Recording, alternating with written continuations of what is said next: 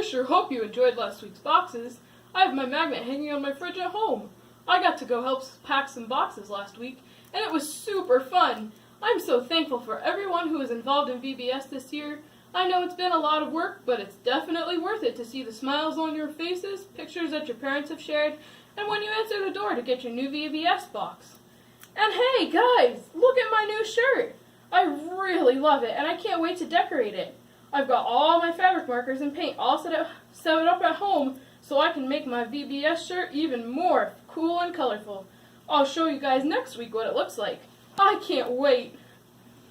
So far, we've learned about God's gift of love and God's gift of peace.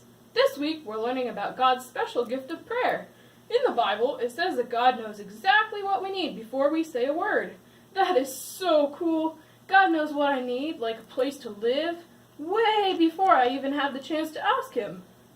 I thought I needed a big, giant mansion with an indoor swimming pool, chandeliers in every room, an unlimited supply of honey, and 7 bedrooms so I can have a new one to sleep in every day of the week.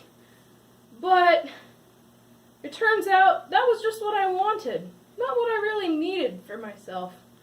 So God provided just what I needed, a nice, cozy cave. I even get a few roommates, the bats. See, God knows the difference between needs and wants. If we pray to God and ask Him for $1 million to buy tons of new toys, He probably won't give you $1 million. But if you pray to Him and ask for what you need, like enough food to eat or a place to sleep, He will provide. But wait, if God already knows what we need, why do we need to pray?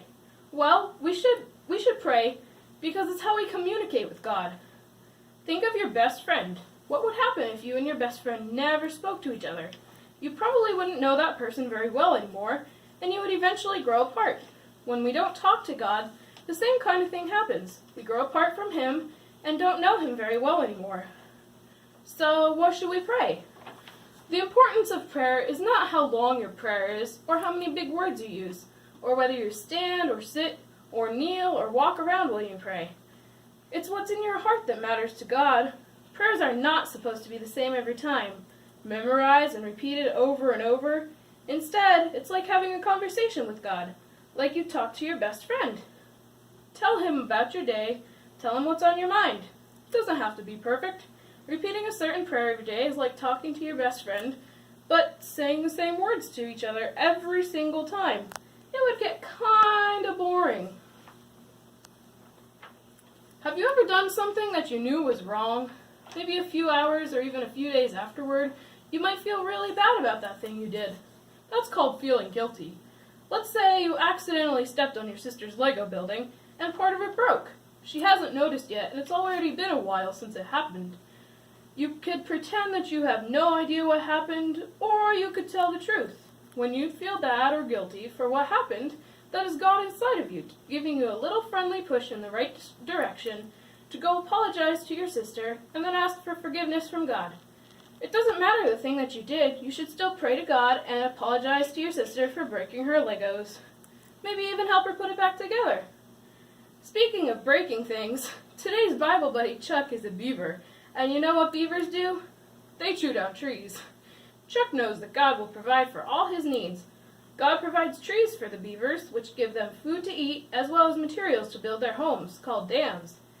God even provided Chuck and all the beavers a big flat tail so they can slap on the water to warn their friends if there is danger near. Chuck reminds us on our tags of today's memory verse, which is from Philippians 4:6.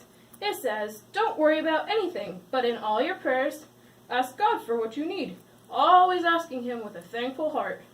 If we believe in God, He will provide for us every single one of our needs. Well, that's all for me today. If you haven't already, go check out Kim's video and Miss Gwen's video to learn more about God's gift of prayer. Have fun with your super fun crafts this week, and remember not to worry, but instead pray. Have a great week. Bye!